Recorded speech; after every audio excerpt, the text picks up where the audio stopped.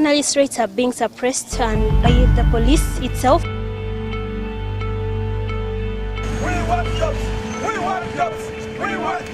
This protest by a group calling itself the Unemployed Youth on January 12, 2015 will not be easily forgotten by the journalism fraternity in Uganda. On this day, one of their own, Andrew Rwanga, was brutally attacked by former Old Kampala Police Station Commander, Assistant Superintendent Yoweri Museveni near the city center. Andrew Rwanga was going about his normal duties as a cameraman for the now defunct WBS television.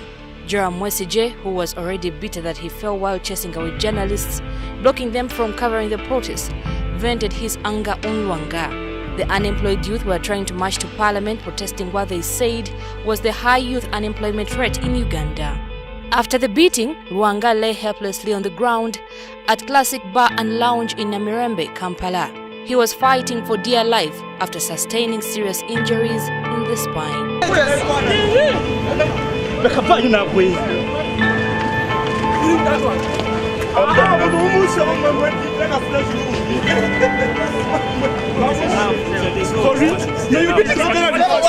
Like the DPC came out with an electric cable.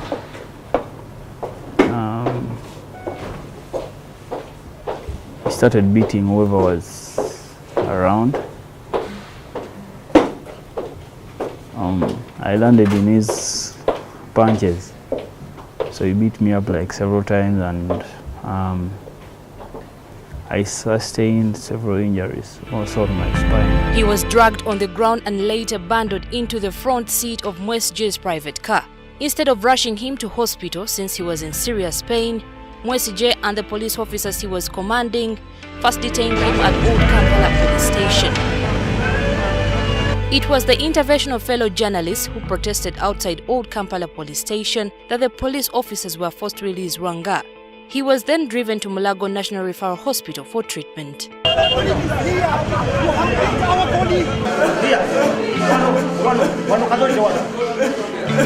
My situation was getting worse. My other colleagues from the media came. They came shouting and they were like, "No, you leave our friend." He wasn't among them, and so I was driven to the hospital. This was the beginning of a long struggle for Rwanga to regain his health. The previously energetic, young, vibrant video journalist who was only doing his work was now like an invalid. His life would probably never be the same again. Actually, up to now, I'm still healing. I haven't recovered fully, like, it would have been with a normal person. But it took me about 2 years and 7 months. Yes, I was always in and out of the hospital. I was had to go through physiotherapy, which actually up to now I still do. He was found to have sustained multiple severe injuries in the spine as a result of the beating. Rwanga decided to go to court and Yoweri Museveni was charged with several counts. I went to court. The police officer who assaulted me was detained. Then we went through the court process, which was also hectic. And Rwanga's life has changed so much that sometimes he feels helpless and desperate. That I could, if I have a challenge, if I have a case, if I had any other means or any authority where I could be taking or reporting my cases, I would try that out. But at the end of the day, whatever happens, still you have to go back to police. There are stories you do and you need police. There are things, the issues you get and you need police. You need to report, you need to get the reference numbers, you need to. So I can't do it without police, but I hate them.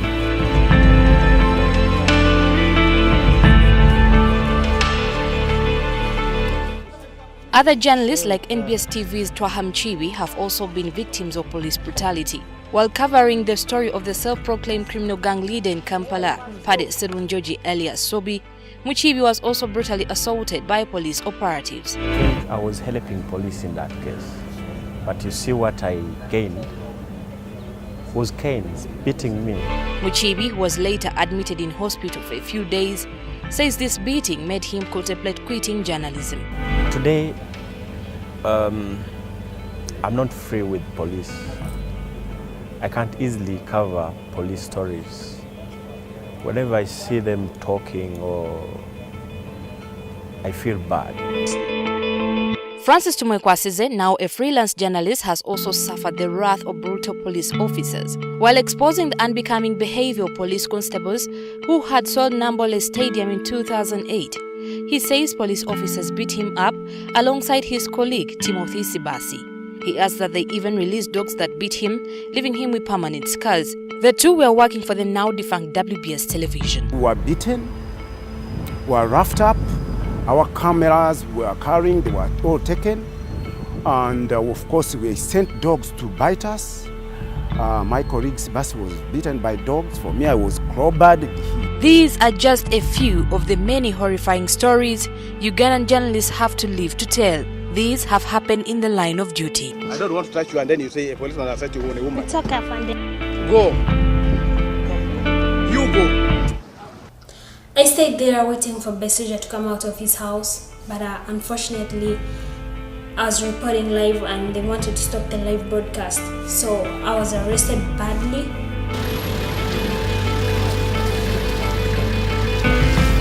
And it's not just individual journalists suffering.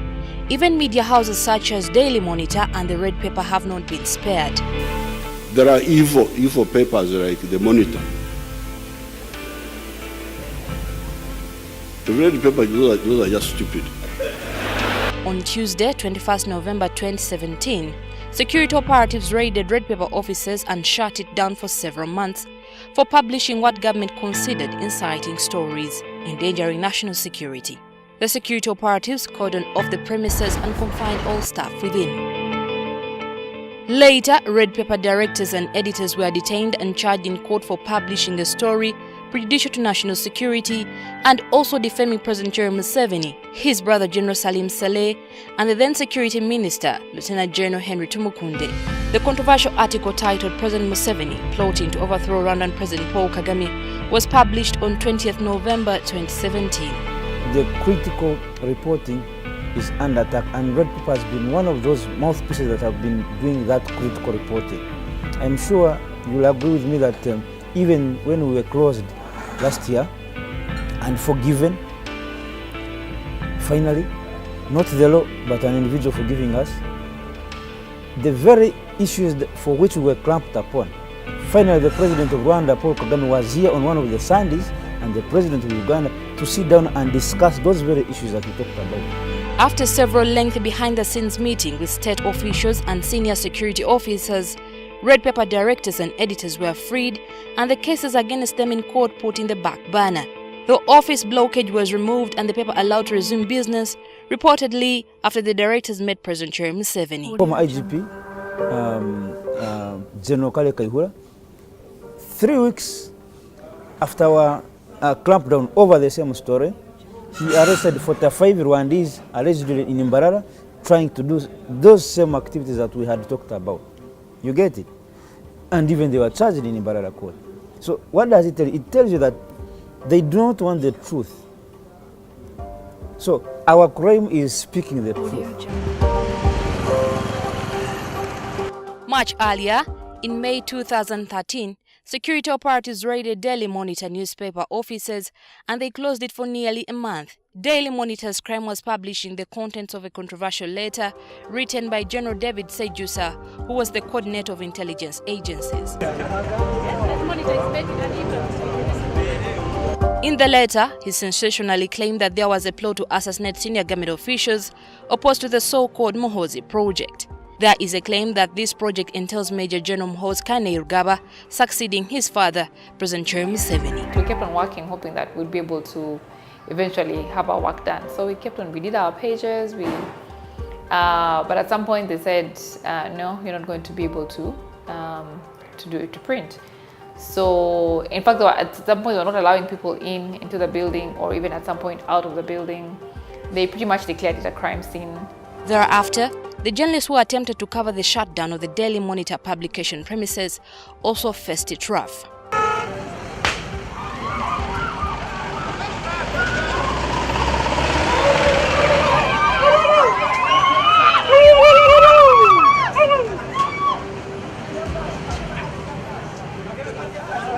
State operatives have on several occasions accused Daily Monitor's sister media house, Nation Television Uganda, or NTV Uganda, of working for the opposition and consistently pushing an anti-government agenda. During the elections, we were summoned several times to meet both the information minister and the regulator.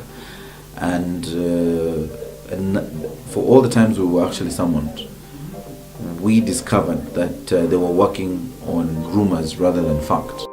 Over the years, broadcast sector regulator, the Uganda Communications Commission, UCC, has written several letters to NTV Uganda cautioning the station for one thing or another, but largely to keep it on the leash.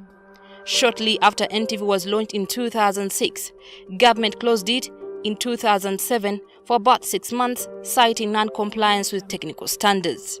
But again, we believed it was politically motivated, which again is, an indictment on the freedoms of the media by the state, which the state claims is a very vibrant media space in this country compared to other countries in the world and in Africa. The station has also lost some of its best talent because of doing critical journalism. In late 2017, Gertrude Tumusime Uwitware, who was a reporter then, was kidnapped by unidentified security operatives. She was accused of heavily criticizing the First Lady, Yoweri Museveni, on her social media pages. We've had incidents where one of our reporters was actually kidnapped and held for quite some number of hours and has actually decided to leave journalism. I think this is very unfortunate for young budding journalists who aspire to tell the Ugandan story. New media has not been spared either. During the 2016 general elections, Uganda Communications Commission directed telecommunication companies to switch off social media platforms. These included Facebook, WhatsApp, and Twitter. Even mobile cash transactions via phones were blocked for some time. Although the social media platforms were later reactivated, UCC recently issued tough directives to online publications. The regulator ordered all online data and news service providers to register with it. According to a public notice issued on 6th March 2018, the online service providers were given a deadline of 2nd April 2018 to register or face disciplinary measures. And they're even asking you where you're hosting this website. The website that you are running, they want to know where you're hosting it. So if they have access, they will tell them, you know what, shut him down, don't host him. UCC Executive Director Godfrey Mtabazi explained that the institution is mandated in accordance with Section 5 of the Communications Act 2013 to monitor, inspect, license, supervise, control and regulate all communication services. You cannot talk of development and which is going to be spearheaded by technology and starting these small incentives. How do you want people to innovate? As critical journalism faces more threats, human rights bodies have come up to document these excesses with the hope of making the perpetrators of such crimes account for their acts. According to the Press Freedom Index Report 2017, released by the Human Rights Network for Journalists Uganda, the Uganda police remain the lead violator of media freedoms for the 9th consecutive year. Out of 113 cases of violation and abuses against the media, police took the lion's share with 83 cases, while UCC and the judiciary took up the remaining percentage. The Uganda police accounted for 45 arrests and detentions, 21 incidents of assault and several cases of malicious damage of journalist equipment. Move there! Move ahead! The safety and security of journalists is something to talk home about. Many journalists are working out of intense fear, especially stemming from the people who are supposed to protect them as they do their work, the police. We recognize the role of the journalists. They need to recognize the role of the institutions like the police. And once we appreciate each other's roles, we shall move on together and we shall build each other, support each other, and shall move forward as a country. Dr. William Tayebwa expresses fear that such brutality against journalists may affect the morale of aspiring journalists. The environment is becoming extremely difficult to work in, all right? The intimidation by state agencies, including sometimes journalists losing their equipment, that's not an environment that is going to be very attractive to someone. Okay? Poor pay, poor working conditions. You cannot have the people you're looking up to in the journalism field and then they're being treated in a certain way and you think you'll be secure practicing the same profession with time. You cannot be exactly free to do that. It's actually it's a reason why I want to pursue business reporting, because with business reporting it's more of a subtle way of doing journalism. I don't think I'm going to have to run after Besigye or Theogast or something in that line, because for some reason I think the policemen are going to manhandle me.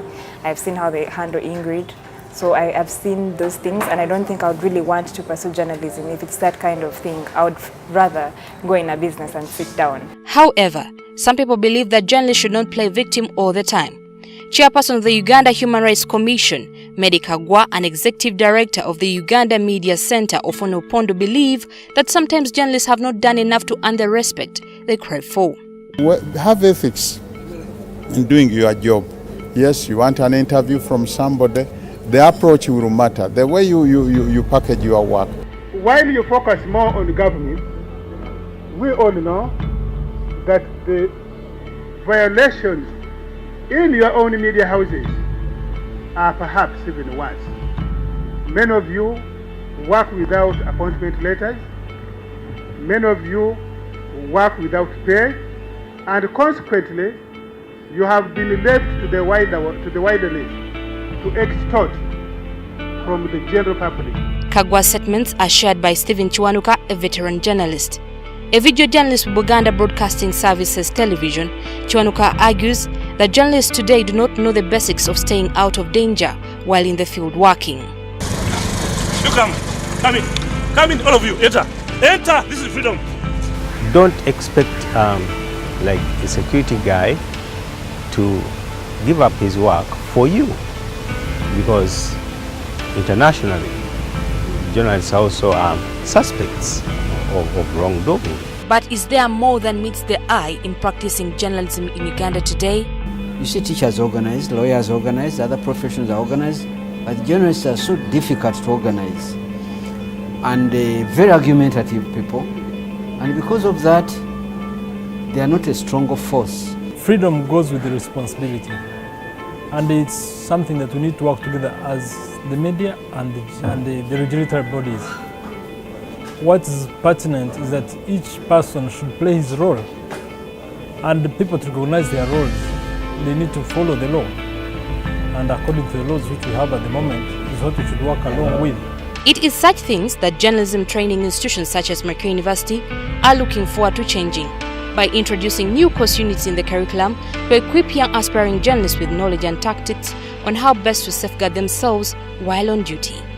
This is enshrined within our curriculum, but we sometimes cannot do it alone. What we teach, people in the classroom, when they go out there in the industry, our students, our products find there other partners that provide extra support, and I've talked about some of them: Human Rights Network for Journalists Uganda, the African Center for Media Excellence, and all these other agencies that we work with, including UNESCO and others. Daniel Waliemera, a lawyer, holds a different view. He says changing the curriculum is not enough and argues that laws intended to uphold press freedom in Uganda are not helping the present circumstances. Even UCC itself, if you went there and asked them precisely what is national security, they may not be able to tell you what is public morality. They may not be able to tell you what is public insecurity. They may not be able to tell you. Why? Because it's not defined in the law. Even if you told me what it is according to another dictionary, I want it in the law of Uganda. Waliemera's arguments arise from what he thinks is inadequate punishment to the violators of media freedoms and no timely compensation to those who have won cases. The judge ordered for the compensation. It's now 10 years down, 10 to 11 years down the road. We've never received that compensation. Even the fines that were given, they could not even foot my medical bills that had accumulated up to close to $50,000 US. But as you can see the situation, it's running battles between journalists and the Uganda police force. It has been suggested, and rightly so, that journalists and security agencies need to work together for the safety of the public. But how should this be done? The journalists should engage with UCC and informally to tell them that according to international best practices, that act of theirs, Section 31 that Mutabazi is always quoting, Schedule 4 of the so-called minimum standards, is vague and does not meet the three-part test internationally that is allowed. Because you, the journalist, don't know what he wants. The police officer who is coming to arrest you also doesn't know. It's only Mutabazi who has it in his head who knows what he wants when he says go and arrest those people. Every person in Uganda is governed by the law. And therefore, you journalists cannot think that when laws and policies are made, you are not under those laws and policies. Freedom of the media is freedom for everyone. The media is for everyone. The security agencies need the media. Okay? We are spokespersons, we are spokespeople of everyone. So for that matter, the security agencies ought not to see the media as enemies, but as partners in development. Many have argued that there is less freedom of expression in Uganda today. Chiwanuka insists that it is safer to express oneself today than in previous governments. I think there is more respect from this regime than the past regimes. Because before, you could know they could even come for you from your house. But apparently you can do something and go away with it. There is no doubt that journalists play a very important role in society in terms of providing a voice to the voiceless, as well as shaping the agenda for a just society. But with the new challenges brought about by the business-minded owners of media organizations, overzealous security personnel, and sometimes the unprincipled nature of political players, it is important that journalists become even more organized, united, informed, and above all, capable of analyzing the situation in which they operate from. Report compiled by Shamim Batalwo and Rose Namanya from Makerere University Journalism and Communication Department.